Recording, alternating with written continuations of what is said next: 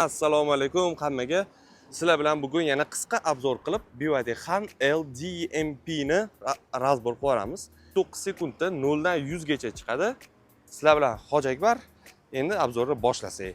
Xo'sh, ballonlari 245 R19 perforatsiya tormoz hamda mana bu Brembo 4 ta Porsche'li tormozda hadovlari shu elektronli komfort sport qilsangiz bo'ladi. Bular yangicha o'ylab topgan o'shanisi. Oldi radiatori ichlari elektronli ochilib yopiladi. Black Pianoda mashinani tomida lidari bor. Mana переходini juda ham zo'r qilgan. Mashinada beskulchoy dostib hamda eshiklar kirib chiqadi. Ruchkalari mana bu yerda slipoy zonasi, orqasiga mashinani o'tamiz. Parktroniklari ham ko'p. Ikki tomondan ham zaryadka qilsangiz bo'ladi. Mashinaning bagaj elektronli ochilib yopiladi hamda BYD logosi ham yonadi. Oyoqdan ham ochsangiz bo'ladi. Xullas, mashina zo'r. Subwoofer hamda 350 wattli bo'ladi bu. Unaqa katta degani emas, no yaxshi.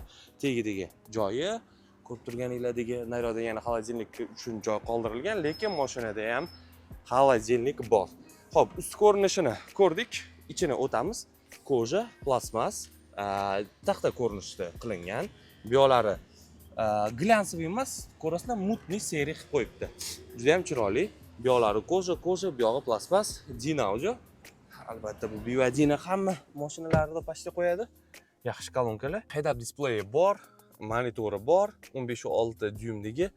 Tablosi ham juda ham chiroyli, hamda zo'r ko'rinyapti. Mana bu yerda lidarchasi Dinaudio hamda buni endi ma'munisi sal yuvishga qiyinroq, chunki bu avtotikan emas, уже barxtli materialda, alkantara emas, barxtli material. U kimdir o'sha lekin alkantara to'g'ri borib.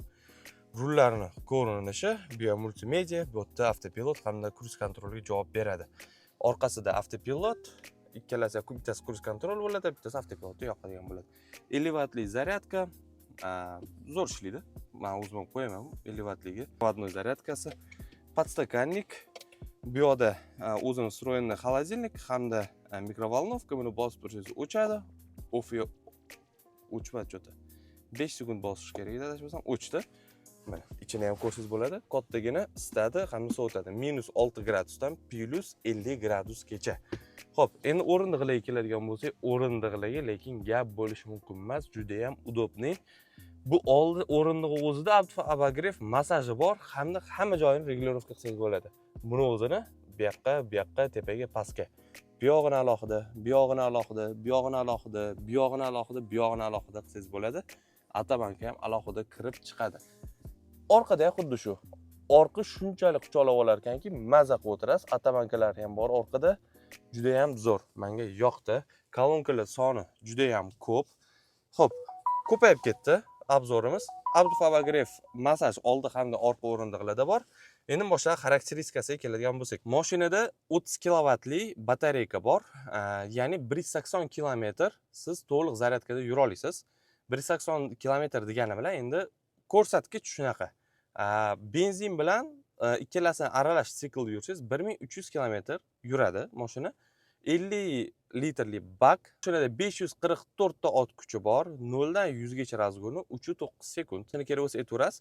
Xo'sh, agar buni biz Xitoydan BU sotib olganmiz, 2000 kilometr probekda, kraskalari toza, agar olaman desangiz 44400. Agar siz bizga buyurtma beradigan bo'lsangiz, 42 mingga shu mashinani olib beramiz. Undan tashqari boshqa BU mashinalarimiz ham bor. Xitoydan buyurtma ham qilib beraveramiz. Bemalol hammasi ofitsial bo'ladi. Ya'ni shu BYD ning ofitsialniy magazini bormi Xitoyda? O'sha yerda test drive'da yurgan mashina bo'ladi. Mashinada hali garantiya ham turgan bo'ladi. Toshkentga kelgandan keyin garantiya bo'ladi. Kraska chiqib qolsa mashinada, o'z Xitoyda birinchi tekshiriladi-yu. Agar chiqib qolsa, mabodo Toshkentga kelgandan keyin yo'q qanchadir miqdorda kompensatsiya to'lanadi, yoki deb mashina puli qaytarib beriladi. Mijozlar yaxshi o'ylangan, xudo xolasa. Mashinalarimiz ko'p. Podpisatsiya bosib qo'ying, undan keyingi obzorlarni kutib qoling.